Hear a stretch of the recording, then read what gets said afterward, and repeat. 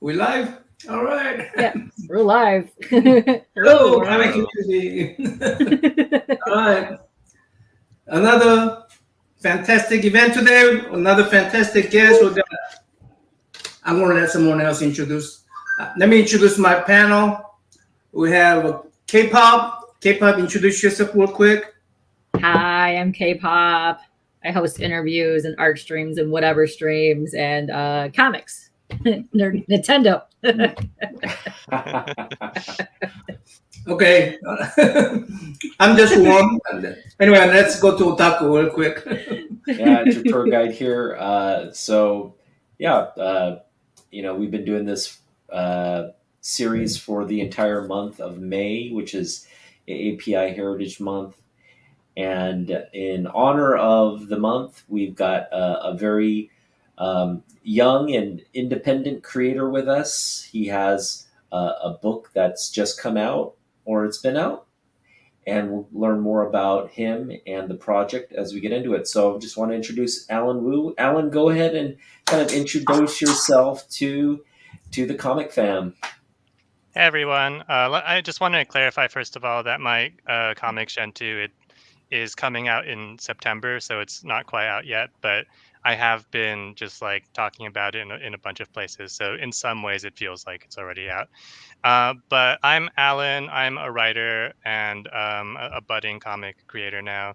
Um, I've been writing for a pretty long time. I kind of grew up writing a lot of just short stories and novels and fan fiction, and I went on a lot of online like text-based role-playing sites. In the past few years, I've been more focused in the screenwriting space, which has been a really fun adventure. And so I feel like just over time, I've been like kind of exploring more and more different uh, mediums, and that's been just a bunch of fun adventures. The most recent one for me has been comic books for sure. I got into comics as a hobby as a whole pretty recently. Like a lot of the fans I meet, they've been reading and collecting for their whole lives. For me, I've always been a fan of superheroes, but there's a pretty big gap in my life where I just wasn't really reading comics. I read a lot of manga, and I would watch all the MCU movies and stuff like that. But I mean, in retrospect, I feel like it's a little bit harder to get into Western comics in some ways. Just it's hard to know where to start. It's harder to even buy them if you don't go into the specialized stores. But it was just a couple years ago that I kind of realized, I love superheroes. It just doesn't really make sense that I'm not reading comics. And so I started to explore just little by little. And all of a sudden, I kind of fell into like the black hole of comic book fandom. And I like went completely off the deep end and started buying way too many issues and all that. And so it's now comic books are taking over my life. I feel like all my friends are probably tired of me like talking to them about superheroes and comics. But it's been a really awesome creative avenue for me because coming from like more of a screenwriting background in recent times, like I found it's been really um, fulfilling to be able to start creating indie comics. Like it's just much harder to do things on that scale in TV and film, where Mhm. it's. I mean, you can make a short, but especially on the TV side of things or for animation, it's harder to make your own thing, and that's what appealed to me so much about this recent project of mine, which I guess we can like move into like that part of the discussion a little bit later.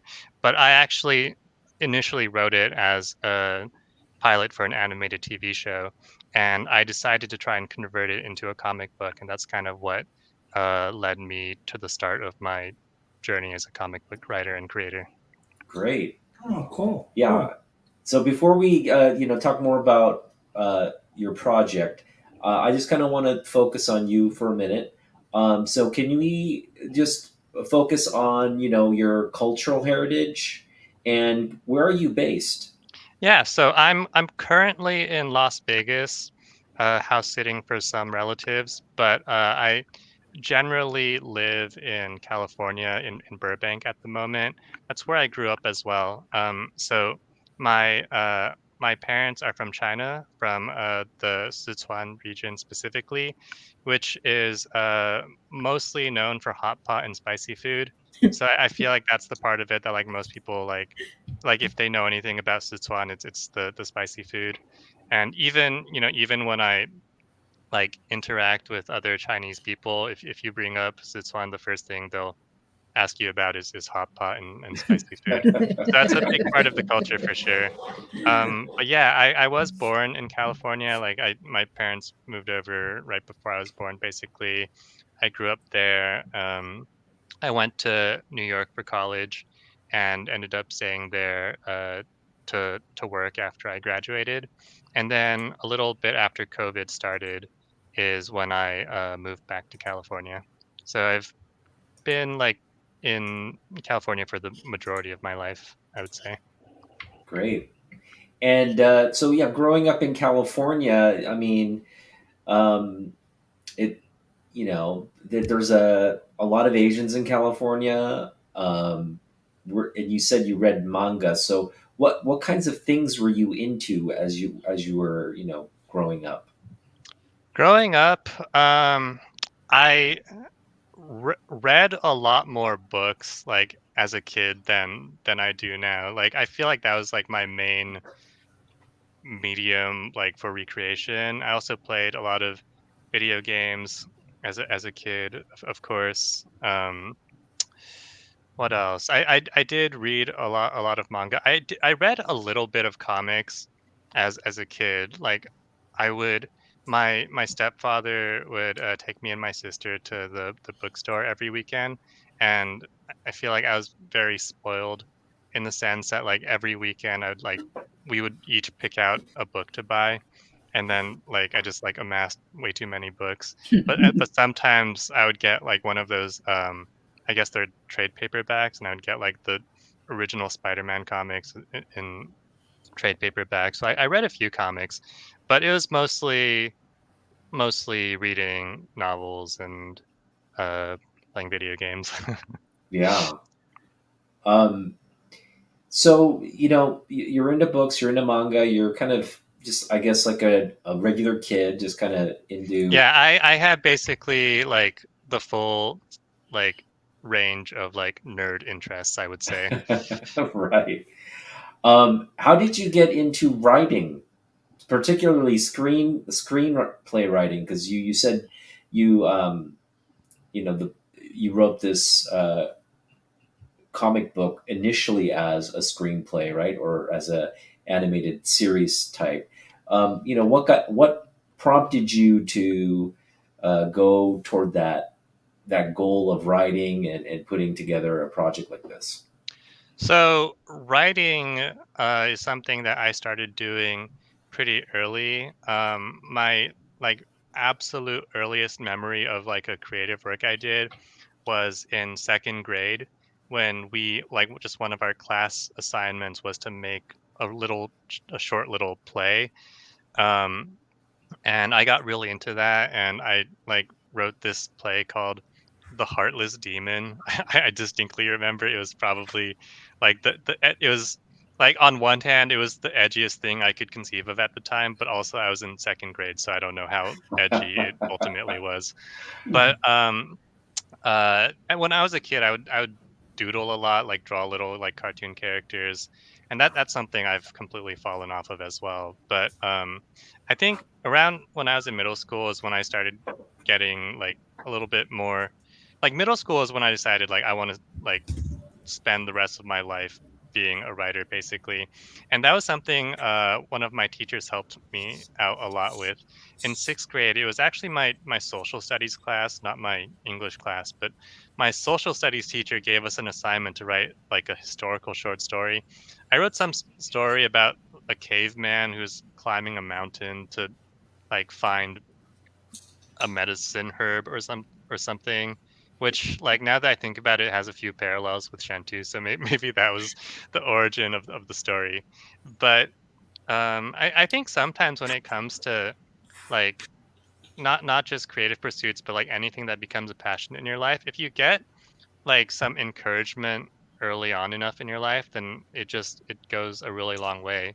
And for me, it was my sixth grade teacher who like I wrote this, dinky little story, and she like responded well to it, and she would tell me stuff like, "Oh, when you write your first novel, you have to like thank me in the credits and stuff like that." It was very kind of her, and that kind of put me on the journey of like, oh, I want to be a writer, and that's just what I've pursued ever since.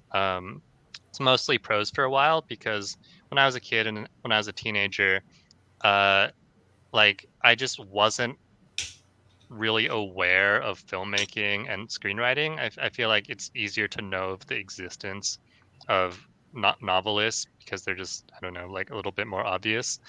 Um, but I eventually took a class on screenwriting as a whim, and I did this after I graduated from college, which was like a little bit of a bittersweet feeling for me because I went to NYU, which is like very well known for their film school, and Wow. I Yeah. feel like if I had made that decision a little bit earlier, I could have like had access.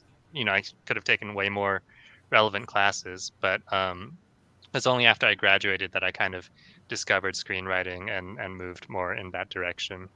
Okay. So you did study film though in No, I, school. I studied English literature. Oh, okay. Yeah, Okay. Yeah. Well. not the Yeah. most Relevant. useful major. Uh huh. Um. All right. Well, let's kind of ease into the book. How did you? So there's, I'm going to let you introduce Shen to how would you describe what it's about, and you know what kind of inspired you to write this piece. Yeah, it's funny. I've done like the short pitch for this as a show and as a comic so many times that you would think I have it like down pat at this point, but I haven't done it in a little while. So let me try and like conjure it up on the spot. Basically, it is a comic set in ancient China. It's inspired by Chinese myths and cartoons, and it follows the story of a rabbit girl who somewhat accidentally becomes immortal. And then she goes on this centuries long adventure to recreate the elixir of life. And along the way, she's outliving her loved ones again and again. And part of like the gimmick kind of the premise is that it's a series where much more time passes than in the regular show or comic book series or just Mhm, the average one. mhm. So you're writing this as a serial. How many of it? How much of it have you written so far? And what are you expecting in terms of it's are you at the beginning, middle, end of the story? Where are you with in terms of internalizing how the story arc will conclude? Yeah, so I in terms of the big picture, I have most things loosely nailed down. In terms of what is like specifically written, I'm not that far ahead of what I have coming out in September, but I am working on the next stage of the project right now. In terms of how long the project is expected to be, the way there's two components of this that I can talk about. In terms of like how long I like foresee the series being, I've structured the story so that it's kind of based around the lifetime of Shentu's mortal apprentice. So in the first couple of issues is when she takes on her apprentice when he's just a young boy, and then the story arc follows the extent of his lifetime. So Mm, there, and he's mortal, and time is going to be passing like reasonably quickly. So there's kind of a sexy rabbit girl. I don't know if I said that part, but uh Sorry. Yeah, so it's like there's kind of like a somewhat fixed endpoint in that one of the main things that the story is about is the fact that the time you have with people is limited, and it's just gonna, and that end date is gonna get closer and closer. So um with some series, I feel like it would be like a spoiler to say, oh, like most of the characters are gonna die. But with a premise like this one, like, I will say, like, from the time that the main timeline starts until the end of the story arc, it's about 80 years. Hmm. So, in that time, like most characters will reach the end of their natural lifespans. And Hmm. so it's that there's just like an upper bound in terms of how far I can go with the story of these characters. Right. So, Shentu, could you kind of give us some background on the mythos of this character? Yeah. So Shentu herself is not based on a specific mythological character, but one of the other characters who appears in the first issue is the goddess Tanga, and she is like an actual figure from Chinese myths, and I think there's versions of her in other Asian myths as well. Um, and I only really used the legend as the jumping off point for the story of Shentu. Like it's not an adaptation of the myth. I essentially took the myth as the starting point and went from there. But the actual myth, I believe, or one of the versions of it, is that uh, it's kind of a wild myth. It starts out with there being like 10 suns in the sky, which is not even that relevant to anything else that happens. But there's 10 suns in the sky. Also, this part is not part of the Shentu comic, but there's 10 suns, so it's like way too hot on Earth.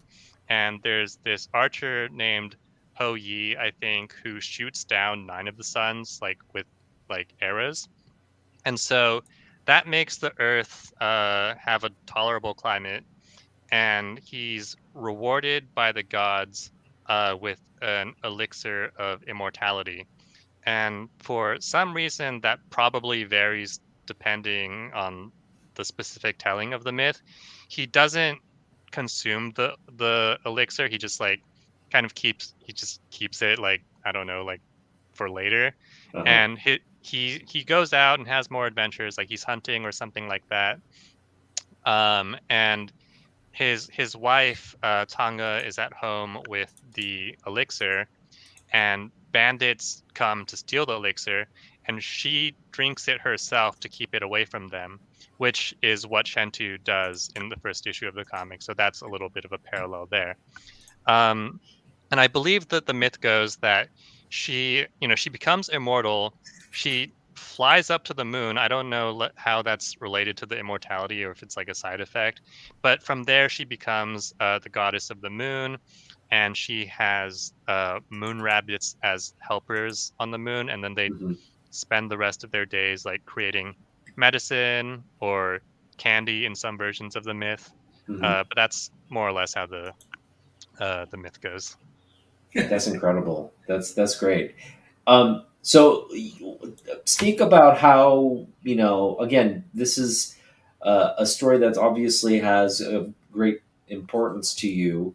Um, why did you want to bring this character and this sort of, this Chinese mythology to the larger Western audience? What's the motivation behind that? Yeah, so when it comes to the inspiration of the story, I need to go back to when I conceptualized it as a TV show. Because when it came to the point of the comic, like I was adapting what I had done at that point. But when I was thinking of the TV show, this was like relatively early on in my screenwriting journey, actually. I came up with the idea and wrote the initial pilot in late 2021, I think. And that was after I'd written my first pilot and I'd written a feature and like a couple attempted features as well. And I was thinking, okay, so what am I going to write for my, my next project at this point? And one of the pieces of advice that I often see floating around is that you should write the movie or the TV show that you most want to see.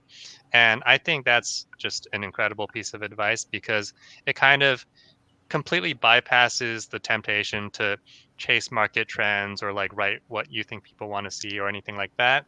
And if you write what you personally want to see or read, um, you guarantee you have the passion, and even if it doesn't go anywhere, then like at least you have something that you're personally happy with, right?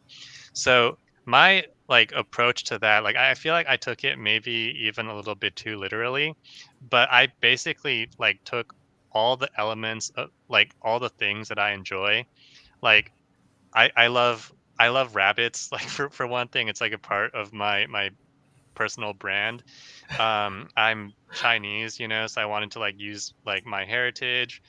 um i I really like superheroes, and this was like a bit more, this was a bit less obvious when it came to the TV show version of the idea, because when you're writing a comic book, like of course you probably like superheroes, right?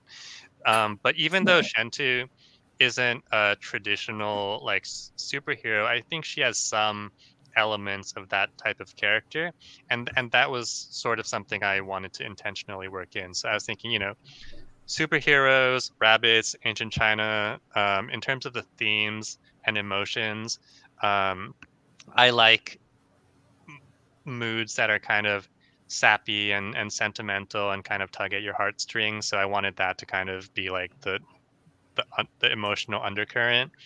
And so the end result that I got from putting those elements together was kind of the spark of the idea for Shentu. But Mhm. the other component of what motivated me to write it is that I would say what what Shentu as a story and a concept is fundamentally about is like as I envision it, is the fear of mortality, and specifically uh not fear of your own mortality, but fear of the mortality of other people in your life. And that kind of goes back to when I was a little kid. I remember, like, you guys know, like, when you first realize that the people in your life, like, aren't, you know, invulnerable, they're not going to be around forever. That terrified me so much when I was a kid, and I've just felt so anxious when I started when I don't know, must have been 6 or 7 years old, and I realized, oh, my grandparents are gonna die eventually. And I've actually been very lucky since first having that thought, and that my grandparents have had very long lives actually. Most of them are still alive. But still, the older I get, the more that fear applies to, not just them, but like I see my parents and other relatives getting older. And I think it's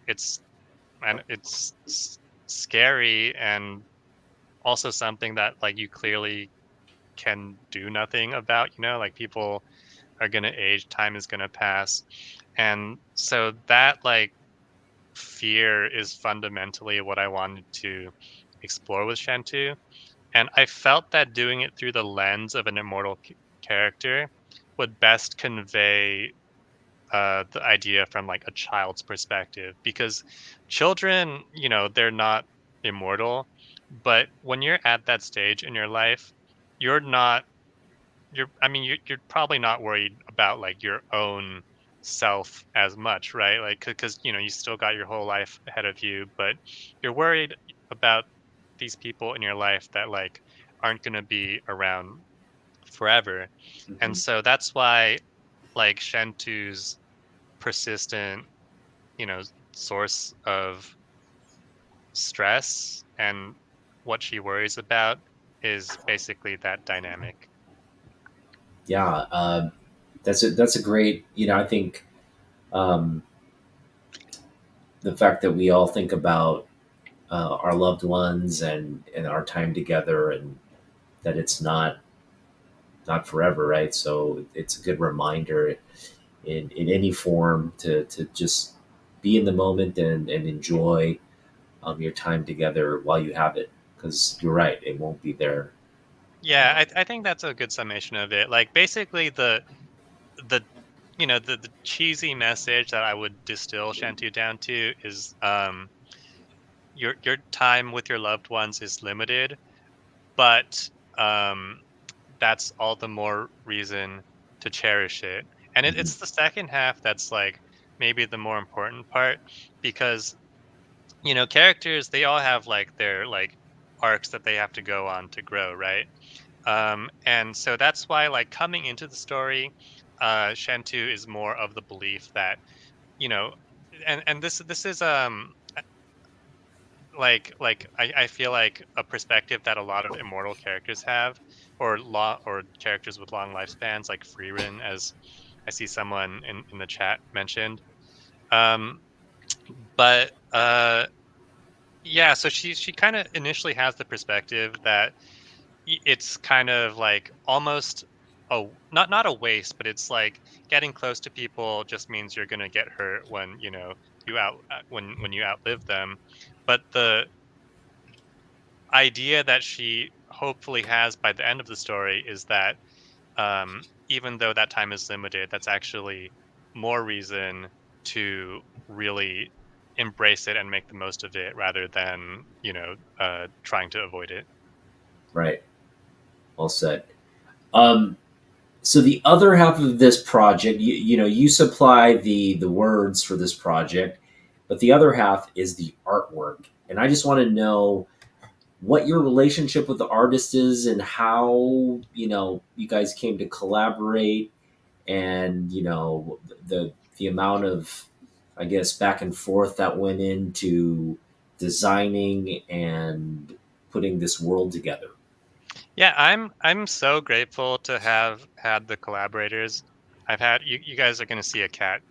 um, the collaborators I've had on this project, because I really came into this whole endeavor like knowing so little about the entire process. And something else I should mention is that I didn't r- like when I started this comic book project, like it was not with the intention of like, oh, I'm gonna do an ongoing series or even 2 issues or 1 issue. Like when I started, like I was legitimately just thinking like, you know what? Um, I've seen that there are artists online who you can commission comic book pages from. So I'm gonna do just 1 or 2 pages like for fun, because uh, when you're only screenwriting, like most of the time you just have PDFs of your screenplays, and it like just can feel discouraging at times. But I found so I discovered the comic book collabs subreddit. I don't know if you guys are familiar with that one, but I saw there were so many great artists on it, and I just decided to reach out to an artist. And the one I found, Davey Hallison, he's based in Brazil. Like I got so lucky right off the bat. Like, and just when we did the first couple test pages, um, like like at the beginning, like my like art direction and like script pages and everything were definitely way worse, because I was trying to adapt from the screenplay to like comic book script with having no clue about what I was doing. But even then, like Davy's execution of like what I was trying to convey was like so exciting to me that I thought like, okay, like I'd like have to do more pages. And I just like page by page, I got close to finishing an issue, and I thought, well, like, might as well commit to finishing the issue. But the one issue was also only half of the pilot I had written. And then I thought, well, like, when I was close to finishing the first issue, like I hadn't decided whether or not I was gonna commit to the second issue because like I loved the whole experience, but also it was pretty like it was pretty expensive. But Davey asked me, so like, are we going to continue? And I just kind of like decided like, yeah, let's keep going.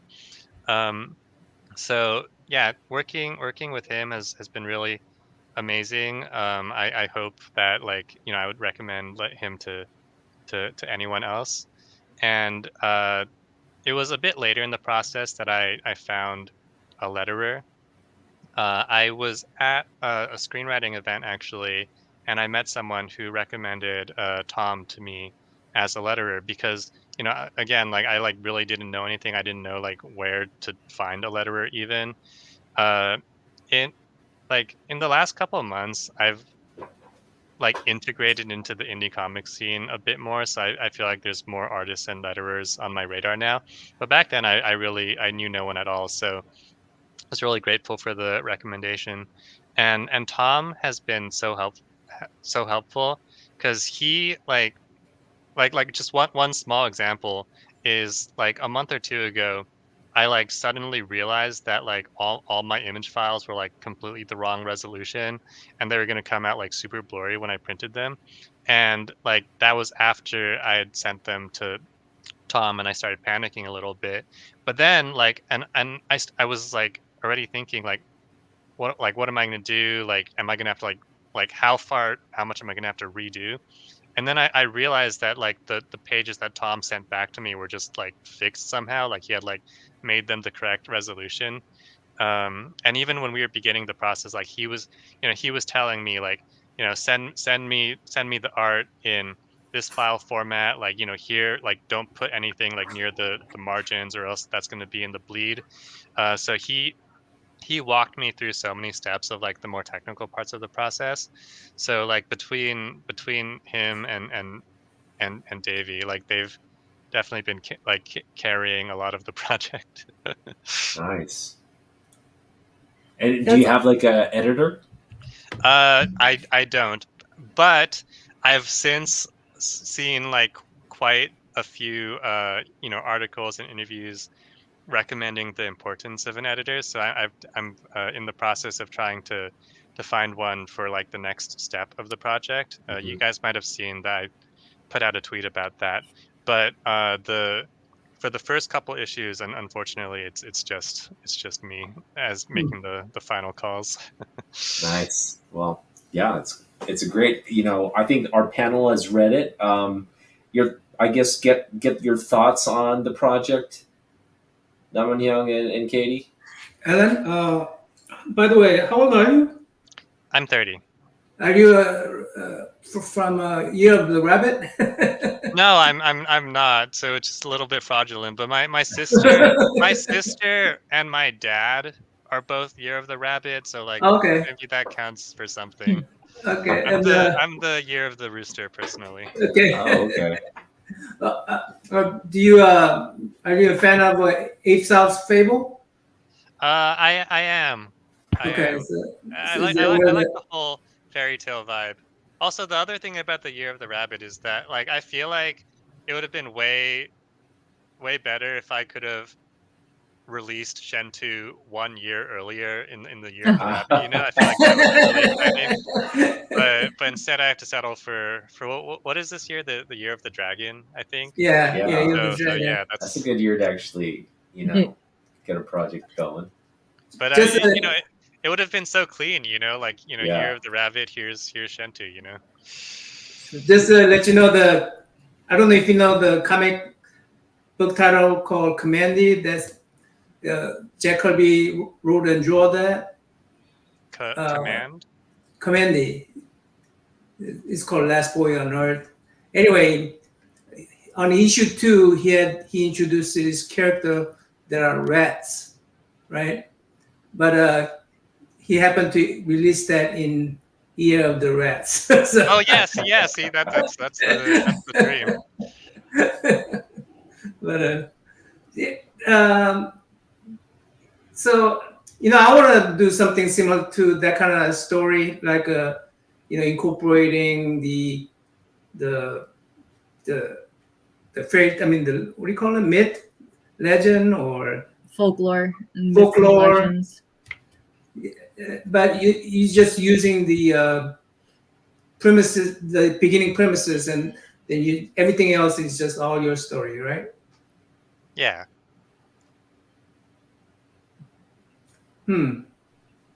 So, is there any other folklore you're going to introduce as you go down the road?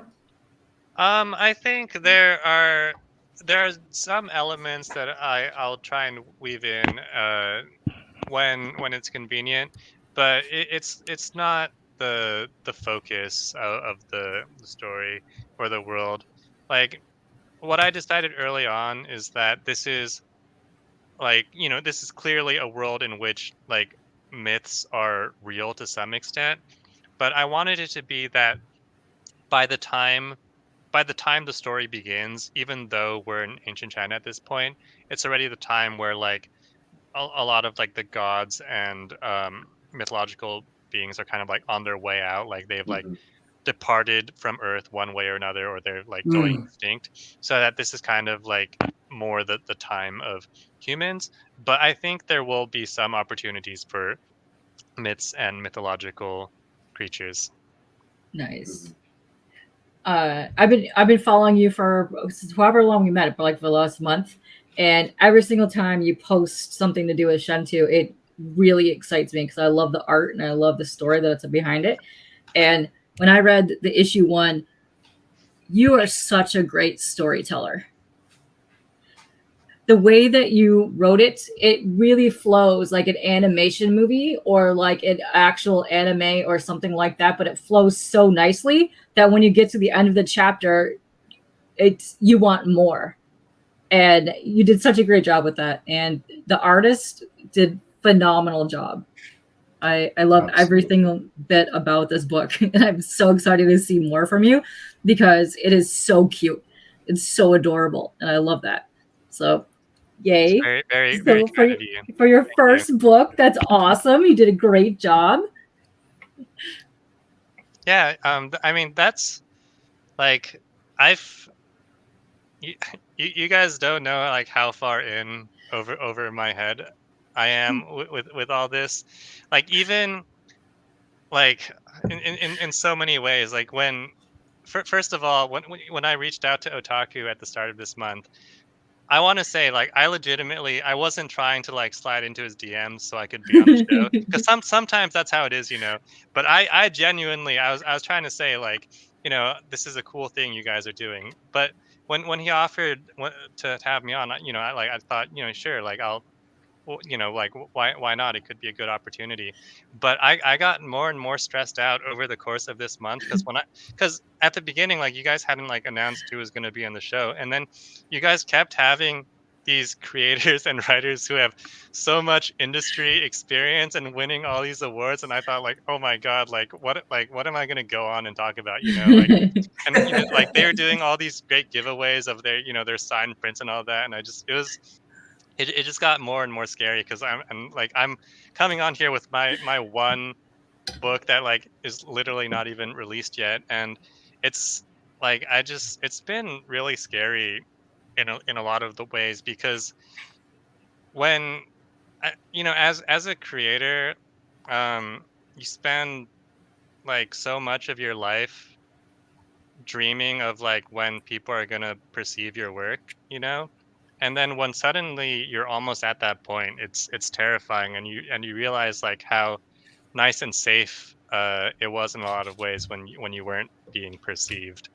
Mhm. um and that reminds me of when I was talking about the artists, I hadn't mentioned Haining yet, who did the covers for issue 1 and issue 2. um First of all, like, her covers are like the best things I've ever seen. So Like when cute. I feel down or stressed, I just sit and like look at the covers. Um, I reached out to her in November, and I I had a list of artists I thought I would try to reach out to for to potentially do the covers, and she was my like reach person, I guess, like the person, like, like your reach college, like the one you apply to, then you don't think you're going to get into it. Right. But like out of that group of people, she was actually the only person who responded to me, which was kind of a funny turn of events.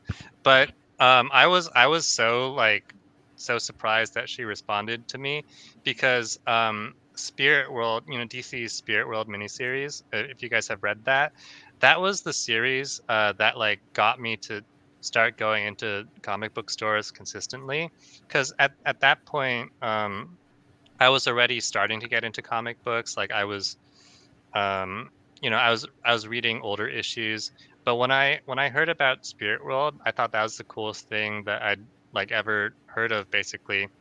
So it just got me to start reading comics. And so because like the work that Haining and Alyssa Wong did on that series was like so like foundational to my comics book journey, I feel like Haining like what was near the top of the list of like people who like it would be my dream to like work with in some capacity. Wow. So it's like pretty surreal that she she did the covers for this. Like I feel so grateful, and not just grateful, but when saw the covers, like not even the finished ones, but just the initial sketches, that was when this became like a completely real project, like to me, because before then, even though I had like a lot of the first issue done at that point, like it kind of felt like I was like just like messing around, like spending some money for fun. But once I saw the cover, I thought like it's kind of like it feels serious now, because if I'm gonna create this thing, I don't want to have like a cover this good and then have people just be disappointed when they open it and read what's inside, right? Like I mean, at the end of the day, it's a Haining cover, so like I don't know, like there's probably going to be like some gap regardless in like my ability to measure up to that, but like it really motivated me to like to do the best work that I could, because like her art elevated the project so much. So I thought, like and everyone else's work, like Davey and Tom, they did great work on it too, so I felt like I had to step up and do my part as the writer. How are you funding this? Sorry? How are you funding this? Funding? Like very like painfully, I guess. So yeah, it's been expensive for sure, and I saw pretty early on, like when I was starting to figure this out, that like a lot of people do Kickstarters or other crowdfunding campaigns for their indie comics, and I decided to not do that for the first couple issues. I don't know if that is like the correct decision or not, but my reasoning was basically that I just didn't feel right asking people for funding when I had like no work to show for myself at all. But I figured, okay, so like for the first, for like the debut, essentially, I'm just gonna like eat the cost, put the work out there, and then if people enjoy it, then you know if I need some financial support for the next stage of the project, I would feel more comfortable asking for people.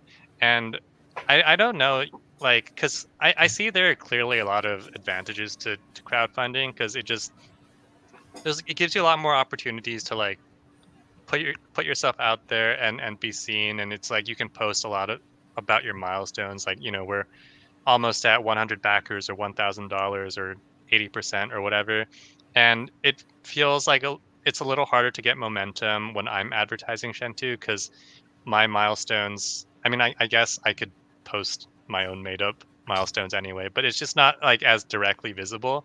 And sometimes I wish like I had some of that incentive to get people to to buy, but also like I kind of appreciate the lack of pressure on myself and like on my friends and family, because I honestly get a lot of secondhand stress like looking at other people's campaigns, because like I want, Yes. I want them all to succeed, and like I'm trying to support as many as I can now that I'm like I'm part of the Yeah. scene. But like when I see like people's campaigns hitting like the mid campaign slump, I'm just it just I know. You're like, yeah, oh no. You're it's like, so what can I stressful. do? Yeah. But there's a good option, especially if you're first starting out, is to either get a large fan base by posting it around, or putting like the first couple of chapters on like global comics or webtoons, just to get it out there so that you grow that fan base. I see a ton of comic people do that. And then when they get enough issues in is when they do like the trade or something, and then that's when they'll go to Kickstarter. But you can easily grow your fan base big time on those kind of websites. Yeah, that sounds like a very sensible approach. Probably more sensible than what I'm doing. But I think people, when they read this, I think they're gonna really love it, especially people that love like Miyazaki, animated movies, anything to do with like the Chinese lore, because there's a ton of, even though you're not heavily driven in the lore, like it has some elements, there's so many amazing like lore that have to do with the moon, the zodiac and stuff that are around there, that I think people would just instantly fall in love with your story.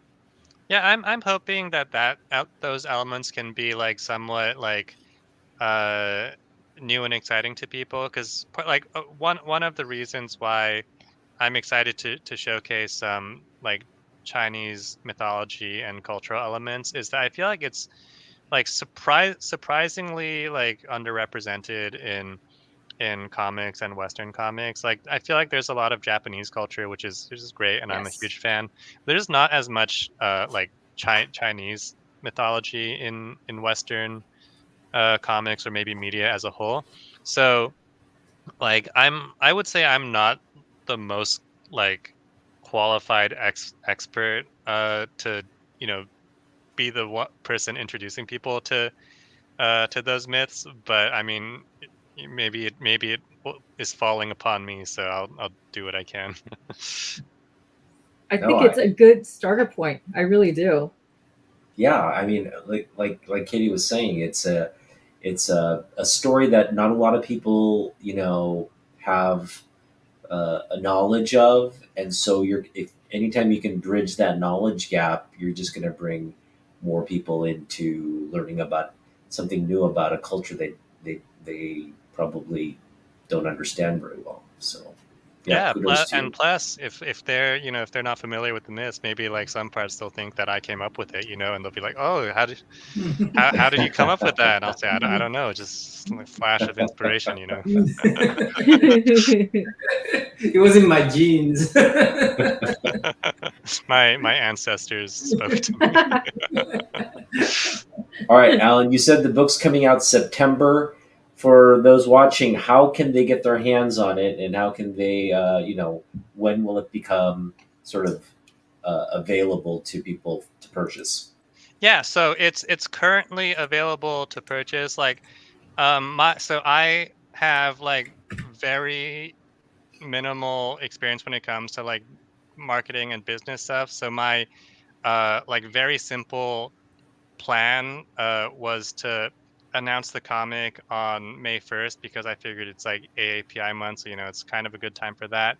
And then I decided I would release the comic in like roughly around September, because that just like made sense with the timelines. And then I figured, because it's going to be September, I'm going to release it on September 17th, which is when the Mid Autumn Festival is this year, because Okay. that's the holiday that is kind of tied up in with the myths of Tanga and the moon, because and that's when people eat mooncakes and all that. So I figured it's just kind of like a good you know Yeah. date to aim for.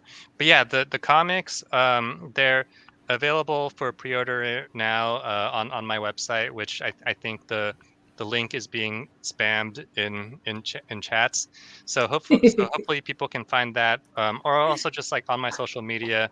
My hope is that my links are correctly leading to my website and my Shopify store. So if those pathways are working correctly, uh, then they should lead to the store. Yes. All right, we got some questions from the chat. Are you familiar with Ma Wingxing's works like Feng Wang or Chinese Hero Tales of the Blood Sword? No, I'm actually not very familiar with manhwa series generally. Like I know, like I have a little bit of experience with like some Chinese literature, I guess, but like manhwa is a little bit more of a blind spot in the media I've consumed. Mm-hmm. Yeah, I would say start with the movies because there's movies, live actions of some of these that are fantastic. So if you watch them, you'll probably want to get into some of these stories because they're really good. Yeah.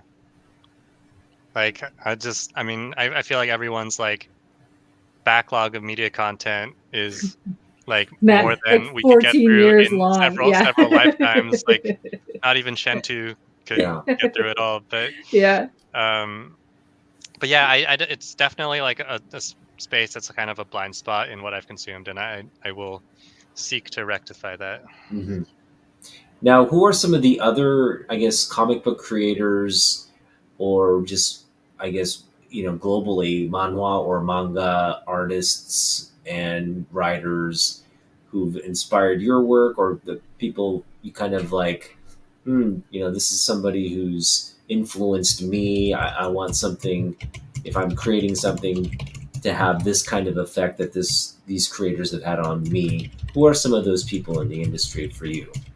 Well, so Miyazaki and like the Ghibli movies as a whole like come to mind just because they're mentioned a little bit. Like obviously not really a direct like comic book comparison, but when it comes to like the sort of like effect that I want my work to have ultimately, it's kind of that vibe where those movies and also uh Makoto Shinkai's works like more recently. I don't know if you guys have seen any of those, but it's like Yeah, the animation's amazing. yeah, Suzume and the other movies that he's done. But like those movies to me, they're like very like they kind of fill the full emotional spectrum in terms of they have like heartwarming moments and also like they like hit you in the feels, but there's also comedy. I like work that like kind of just like you like consume it and you like leave feeling like you've been fulfilled, like all of your emotions have been fulfilled in some Mm-hmm. way. So that's one influence. When I think of um like more comic book specific influences, I've been loving a lot of James Tinian. Is that how you pronounce his name? Like his works, like something is killing the children is one of my favorite series right now. I don't know if like that. I mean, I do enjoy my horror, but like that's probably not the type of like work that like I'm directly trying to make. But I am like a huge fan of just like how gripping his writing and his work is. So like I mean that's always something to emulate as well. Mm-hmm. I like a lot of stuff that Tom King has done. Like Woman of Tomorrow is amazing. I feel like Tom King is a little bit like polarizing as a writer and creator, and I haven't read everything of his, but what I've seen, I've enjoyed a lot. Because I think some people think he's too wordy, but um, and I don't know, maybe that is true in some cases, but especially coming from like something of a prose background, I feel like I appreciate I don't know the sentences he strings together. Mm-hmm. No, I think I'm a fan of Tom King, so yes, I completely agree with you. Um, any, any other questions from the chat that we're not addressing? Oh, they're talking about A Man Called Hero, which is the live action for the Chinese Hero series. Okay. It's got all of our epic dudes in it. But yes, if you have not read or seen anything to do with the Storm Riders, which is Wind and Cloud, It is phenomenal. Go watch it. It's amazing. But the Chinese hero slash. But Sonogon, are you familiar with Sonogon? No, I don't think so. Well, the Monkey Prince. Yes, I am absolutely familiar. Actually, his the the cartoon, I would say, is one of like is like part of the somewhat part of the inspiration for Shentu, because I watched those cartoons growing up, and I guess the live action show as well. So Yeah. that's part of the DNA of Shentu. Yeah. So, I mean, obviously, you had, as growing up as a child, these are stories, that were read to you, shared with you when you were very young, right? Yeah. And they've stayed with you pretty much your entire life. Um, can you talk about like your connection with mainland China? Have you been back at all? What's Yeah, I've been to China quite a few times in my life. I actually first went back there like pretty much like immediately after I was born. Like, is this what I was told? So I was born in America, but I like immediately went back like for a year or so. I think so my grandparents could help take care of me. But in terms of my connection to China, I would go back like as a kid. I would like go back for the summer, like every 3 or 4 years. And once, after I turned 18, it kind of fell to me to decide like when to go back or not. And I had, and in from like 2016 to 2019, I started hitting a really good rhythm of going back at least once every year. Like sometimes I would go oh twice. wow, And I felt like I was really connecting with my heritage, and I have a lot of family in China, and I really liked spending time with them. And I felt like, because when you see them only every 3 or 4 years, it's like every time I saw them, we would kind of go through the initial phases of getting to know each other, and then I'd leave and come back like a few years later and we'd start again. That's actually how I feel about skiing. Kind of like a tangent, but like I do not know how to ski, because every time I go, like you're only there for the weekend. I like start remembering how to ski and then the trip's over. But anyway, China, I had just started getting into a good rhythm of going back every year, and then COVID like completely like iced iced that, and I haven't gone back since for a few years. Like it just oh like was no, not yeah, really Aw. like viable to go back into China. right, And it's only just in the last y- year or two where it's like kind of like possible to go again, but the airfare is a little bit high. And I was planning on going this year, actually like last month basically, but some family stuff came up, and that's actually why I'm here house sitting in Las Vegas. So that's so I've slightly delayed my return to China, but I am looking to go back when I can. great. And in terms of your fluency with the language, it sounds like you have a good command of it. It's much worse than the command I would like to have of it. Like I've this is so like like I feel like this is what happens to like almost all Asian Americans. But I was a kid, and my mom like would make me go to Chinese school, and I never wanted to go. And now, of course, it's like, yeah, I should have paid more attention. Because I think I can like kind of get by in terms of communicating in Chinese. Like I can understand, like I'm conversational more or less, but it's an uphill battle a lot of the time. Uh-huh. No, it's a challenge. I think you're caught between two cultures here, and when you really start school, it's like your English speaking identity or brain takes over, and that becomes sort of the dominant. Whereas when you were younger, your dominant language was your mother tongue, but you enter school and then that it kind of switches. It kind of Yeah, that's a swaps good point places. because my parents came to America, like I suppose the first language I ever learned would have been Chinese. So it's like it is technically my first language, but that Yeah. sounds really weird to say. I cannot name all the Taoist immortals, but I'm just a fraudulent Chinese. But yeah, I guess like ever since I started going to school, like English kind of became my primary language. Right. Yeah. What's your take on Zhao Ying Summers from Real Rude 6? Zhao Ying Summers, see she's a comedian. Not too familiar with her, so I don't have much of a take on her. I've been reading a lot of X-Men comics. I tell you a little bit about the Summers family, but not Zhao Ying Summers, unfortunately. And I speak Mandarin.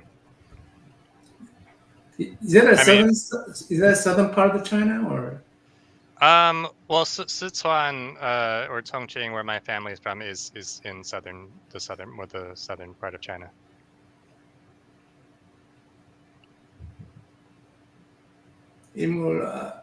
Now, I should have asked this before. Can we show some of your books?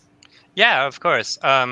So we can definitely show the covers at the very least. And there was one I had tweeted a few sample pages at one point. Like those are probably the easiest to share. Are those on your website or Instagram? So it's on my Twitter, but they're also on the store. It might be harder to the resolution might be a little bit wonkier on the store. Mm-hmm. But let me, if I can find the tweet. Yeah, I have the. Yeah, if there's a link, please share it so the chat can. We'll share the screen as well. Yeah, actually, it looks like I would have to connect to the chat or something. I'm gonna put it in our Instagram chat if that works, and then maybe one of you guys can pull it up from there. Okay. Yep, Young's on it. And in the the funniest thing to come out of China. I feel like that's a bold claim because there's like a lot of Chinese things and people. But yeah, I will check her out. Chengdu is a city in the Sichuan region. So as far as I understand. Is this what you mean to show right here? Yeah, so yeah, maybe we can show the covers as well for people who haven't seen them. But these are the sample pages. Oops. Okay, there you go. There you go. Yeah. Or actually, if you want to look at my pinned tweet, I have the cover images as like just individual images there. So that's probably the easiest way to see them. In tweet, this one. So just if you go to my my profile. Yeah, in the top tweet, I have the covers as individual images. So yeah, this is the first cover that Heining did. I really love what he did with the seasons in the background. That's one of the motifs of Shentu as a series. You know, just kind of the passage of time and the cycle of life and all that. I really love just the color it brings to the cover as a whole. It's so cute. Yeah, the very anime feel to the. Who said it first? The Art and Times of Joy say something about a sexy bunny or something. Yeah, she's a rabbit. Immortal, sexy rabbit girl. Her new description. She's got a very cute outfit. It's got some leg action every now and then. Yeah, she's showing off some thigh, very scandalous, especially in ancient times. You're not. I don't know if this is appropriate to say, but what's that called? Furry? I'm a little bit concerned about where this is going, but Not furry, not furry. And yes, Jay, that is the elixir of life. yeah, yes, that is meant to be the elixir. See, he knew automatically that. Beautiful. But Tom. it's actually correct. Crime lady. So you have the original art of these two pieces, correct? It's all digital as Oh, far it's as I only know. digital. Okay, so the Um, artists have them. Okay, yeah. you should get the prints. You should get the original print. Yeah, that would be It's awesome. so cute. They did a really good job on this. Yeah, You did a it's great job on the story. They did a great job on the art and the coloring. It's so good. Yeah, And the way it flows is lovely because, like, you start with one story, you kind of flow through it to a couple other stories, but then you end with the first chapter, and you're like, wow, that's amazing how much you really can take in all of it and how it all connects. I actually love this trade dress. Oh, yeah, that's cute. Yeah. Any more to show? Can we show? So so that's his website right there, where you can actually buy the physical and the digital copies of right there. Okay.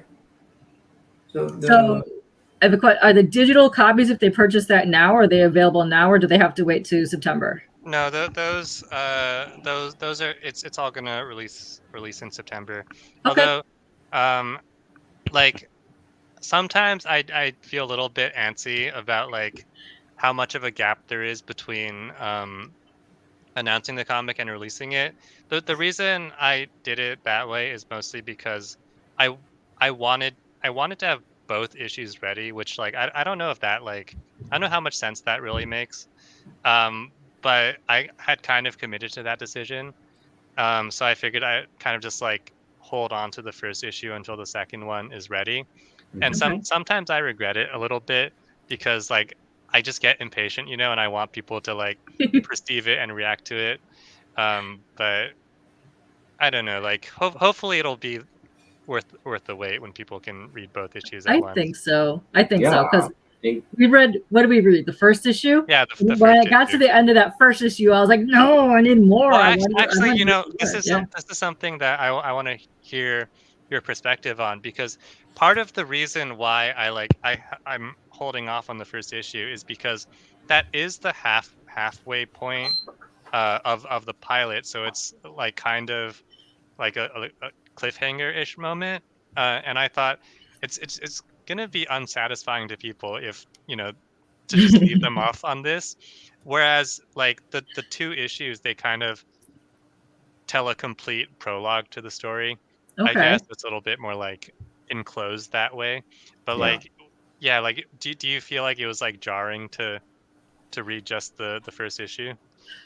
No, because I enjoyed that. Because now I'm anticipating the next issue, and I want the next issue. So I'm fully invested in this now. So Yeah. what is it? We got a couple months before it's even released. So no, I think by you teasing this and keep getting people out there and letting people see like your work and stuff, you're going to build that fan base for when September comes, and then you get people talking about they're going to want to read both issues right away. But I loved just the entire storyline that you had going. You've built a great world. You built a great story. Good characters are really well thought out. So you're really invested by the first page, and you want more and more and more of what you're seeing. And like I said earlier, I love that you were doing this as like a kind of like a screenplay type thing, because it feels that way when you're reading it. It feels like you're on episode 1 or 2 of an anime, and you want to keep continuing to watch the whole saga unfold because it's really, really good. Actually, it feels like you're creating your own lore. I mean, at first I thought you were borrowing the, lore that existed, but you're creating your own. It feels. I mean, that's what it feels like to me when I read it. Yeah, it does diverge from the existing myths pretty quickly. See, there's a comment about giving buyers a deal. That is what I'm trying to do. So you guys might have seen on the website. There's a bundle of Yeah, the so first that two this for bundle issues, discount. and Yeah.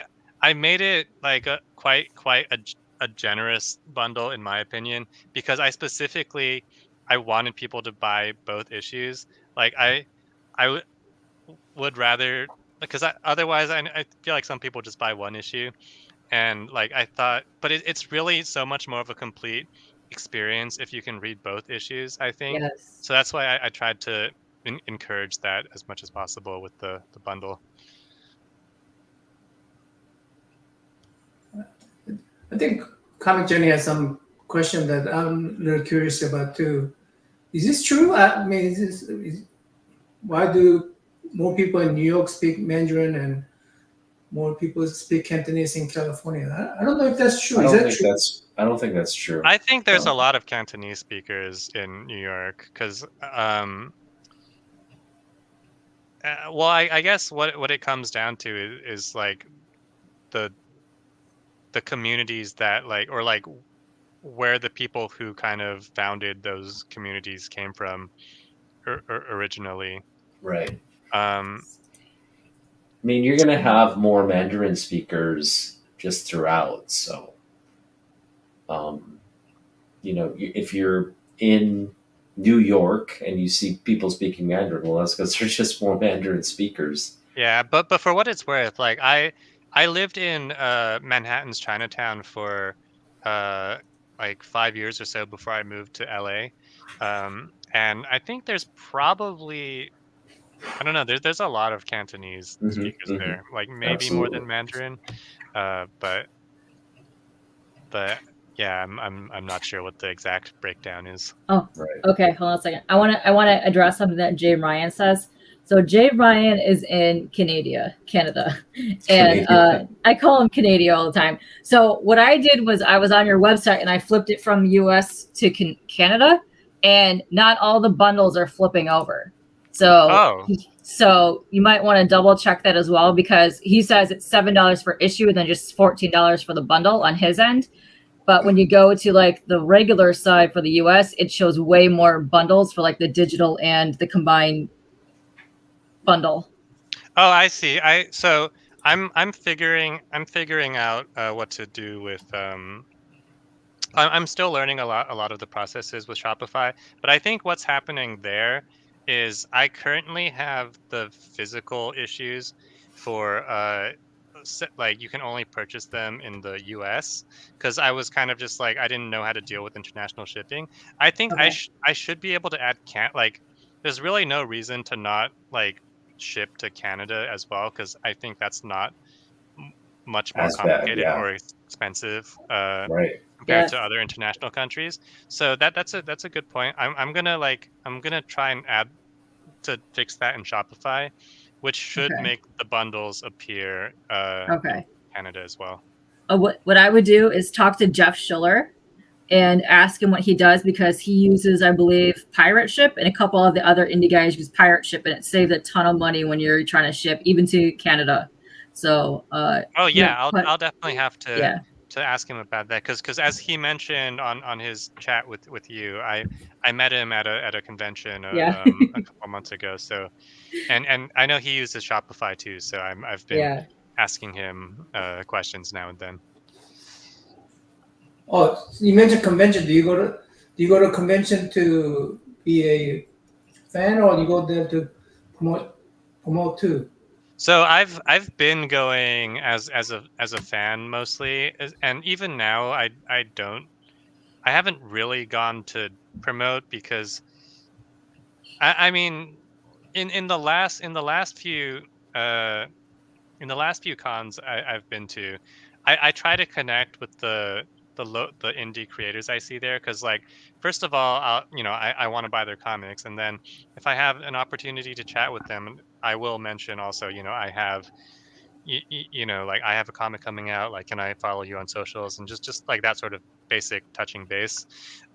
Once the comic is actually out, I do want to look into making more like more efforts to maybe table at some smaller ones and sell some issues that way. But so far, I've just been going as a fan, and that's been sort of a recent hobby for me. Like in the past, I've gone to probably more anime conventions than comic book focused ones, and I generally didn't enjoy them that much because I felt like you'd have to wait in line for a long time, and then there just like wasn't that much to do. But now that I'm a bit more integrated into the, I guess, the comic book space, like there's just more stuff for me to do at conventions, like just looking for other indie creators. Like I like looking through the, the dollar bins that comic book vendors bring, and stuff like that. So I'm starting to enjoy going to conventions more and more. Great. Alan, you say you watch a lot of our shows. Which creators would you like to connect with? Uh, I probably all all of them, I'd say, but like the most recent one I watched was like the daytime episode you guys did with porn sock. Ponce? Yeah, Yeah. so I mean, like since he's a writer as well, I was like paying extra close attention to what You know what what? he was I doing. forgot all about that. I need to change his title to Meet the Writer, and I need to change your title to Meet the Writer as well, because it wasn't very clear to me that we're inviting a writer, not an artist. And you didn't correct my thumbnail either. So I need to change that, but yeah, that's a good reminder for me. I need it. So, Alan, you've got roughly the summer to kind of promote the book. What are your plans outside of just social media and sort of the internet to promote? Are you doing anything maybe offline or something through the cons to promote the book? Yeah, so I had a period of time like before I had even announced the book where I was just like sitting because after I just it was probably February or March. I decided, okay, I'm gonna announce the comic in May. So that gave me a couple of months where I'd like was it wasn't like a secret that I was doing the comic, but I just like wasn't talking about it everywhere publicly. And so I had a couple of months to just kind of like pre-plan my promotional activities.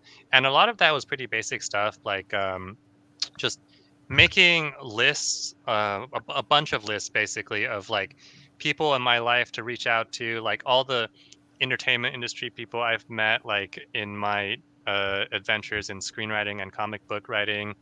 I made lists of comic book news websites and review channels and podcasts and stuff like that to potentially reach out to, and I haven't come close to reaching out to all those people on my list. So I'm gonna do some of that, and that's I printed out some physical copies of that what this one flyer I have basically, which is what you guys saw online as well. And I've even just like been talking to like a few local comic book stores and just even like boba shops just that I frequent, if I can leave a few flyers there. So that part has been like pretty fun. Like I don't know how many sales that's going to convert to necessarily, but it feels kind of like scrappy and real to be like boots on the ground putting flyers like in just in local establishments. So that's one thing I've been doing. And I've also, I guess I'm trying to connect with other creators and writers in the space as much as I can. Take some opportunities to go on more shows and podcasts if I can do that. But I didn't have plans to promote like at cons really, because I feel like it's a bit like it feels a bit lamer to like promote when the comic book isn't out, like I plan to go harder on all that once I can immediately give people, hand them the comics and do things like that. So for the time being, I'm like, holding back a little bit. Yeah. A boba tea shop at your LCS. Yeah. I Yeah. need like where is this? I need State to. of Comics. It's State of Comics in Plymouth, Michigan. That's that sounds like a perfect experience because like sometimes what I do now like on new on Wednesdays, what I do is I'll like go pick up my new comics and then I'll go pick up a fruit tea and I go home and that's like I have my like self-care evening with comics Yeah. and boba. But if you could get that all in one store, that just sounds like the it's greatest the best. establishment. It's the best. Yeah. I hang with Jason there for free comic book day, and then I'll go like do our boba tea run and bring us back drinks. Oh, you're making me hungry now. Yeah, it sounds like a great experience. Comic and Boba Wednesdays. Oh no. I want a beer shop then. I want a comic and beer shop. Comic and beer shop, nice. Yeah, I mean, so many potential Brewery, microbrewery. beverage And conversations to be had. There should be like there should be a comic book store that does like coffee in the morning, and then like boba in the afternoon, and then like at night it turns into like a brewery. So just, no matter what time of day, you can get your beverage. More chance they'll ruin your comic book and buy it again. Yeah, Exactly. good business. Coming back for more. Oh, gosh. The person I thought it might be interesting for you to hook up was I thought Eric Yamamoto. You seen his interview? No, I haven't seen that one. Was that one of? It was one of the more recent ones. Is that right? Yeah, he's the one. Like He's the one that does the storyboarding, but he did storyboarding for the movies. Like what was some of the movies he did?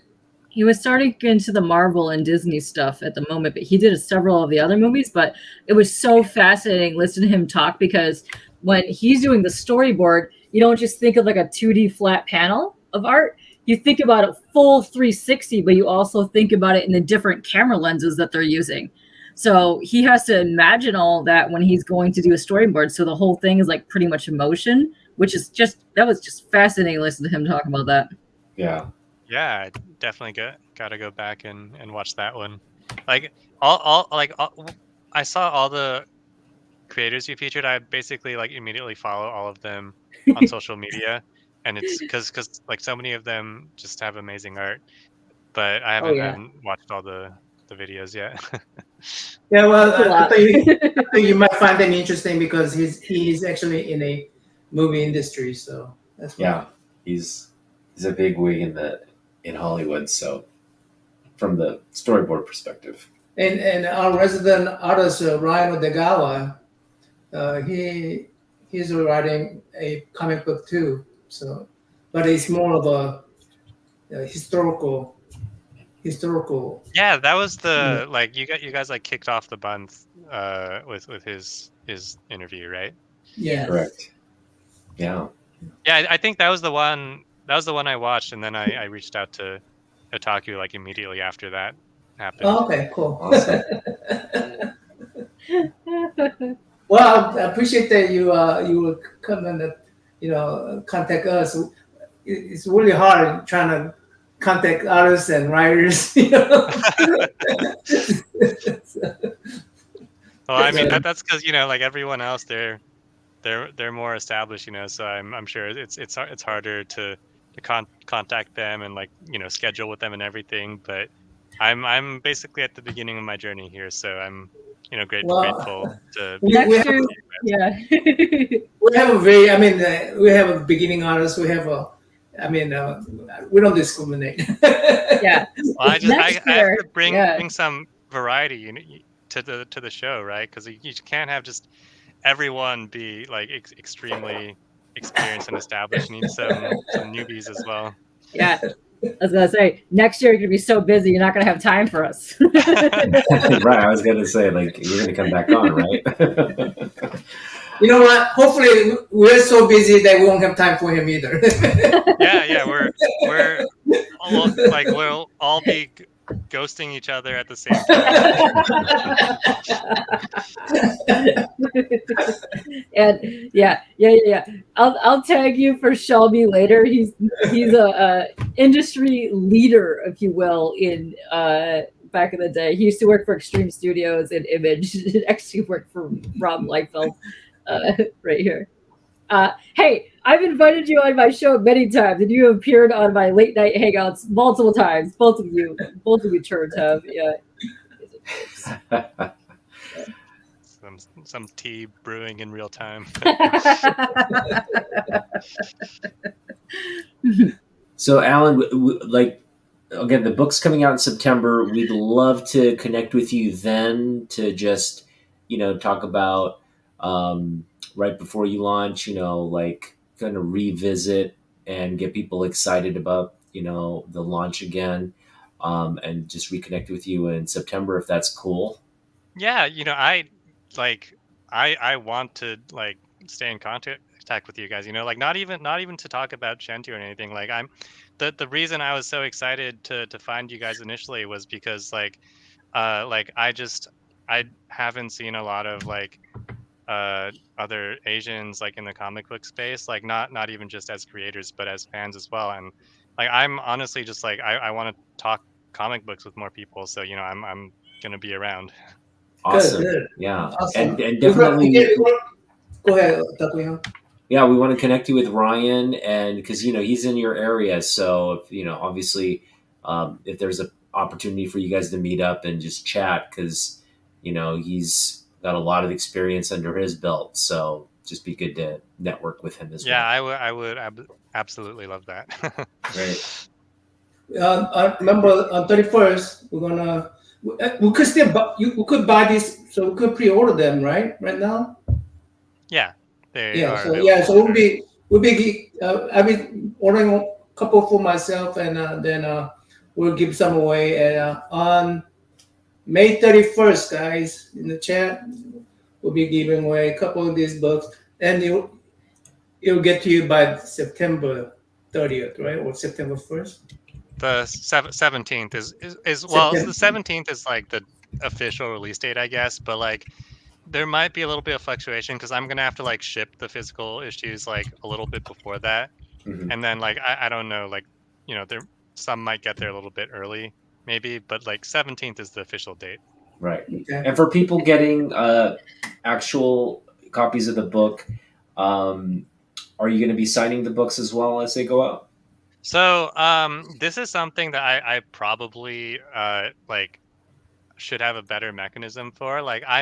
I'm happy to sign for whoever wants it. I don't know if I should have put a field in the just in the store for people who want that, because if people ask me to sign it, I'll definitely sign it.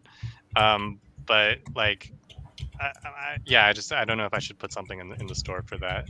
Okay, yeah, there should be maybe an option. But yeah, if you want a signed book when it goes out, be sure to message Alan before that.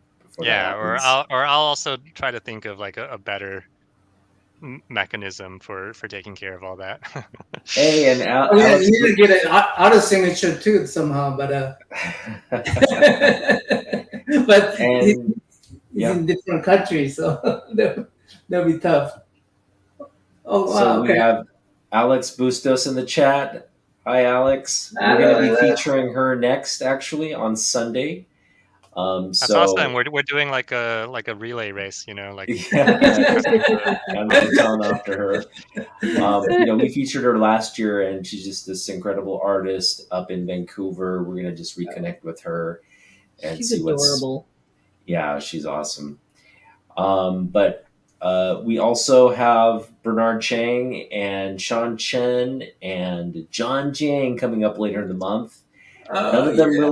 None of them really concretely scheduled at this point. No. We do have a concrete schedule on Sean Bernard and Chen. I mean Sean Chen and Bernard Chen. Okay, Bernard did. Okay, cool. Yeah, we don't have a concrete schedule on John Jiang yet. Okay, that's awesome. When are Bernard and Sean coming on? Sean is the 29th. Bernard is 27th, 11 p.m. Eastern time, and Sean Chen is on The 29th. 29th, so 11 p.m. Same Both of them are time. 11 p.m. Eastern time. Oh man, I'd be so excited to have those guys on. Oh, they're so much fun. You'll like Oh those my guys. gosh, They're it's like- adorable. man, those I'll guys are be just I'll gonna be attending awesome. as many as possible. So Yeah. looking forward to those as well. All right, so yeah, we're gonna And don't forget 31st. We're gonna and don't be forget 31st. yeah. 31st. What? Yeah. We're having And- a big sort of wrap up party. We're gonna be streaming for probably the entire day, right now. Probably. We're gonna have 500 duck races, I think, planned. Oh, yes. I don't know if I can afford Whack. 500 races. Yeah. He's gonna be ducked out. Yeah, one of the I think one of the first times I came into the stream was when you guys were doing the duck race, and I had no idea what was going on.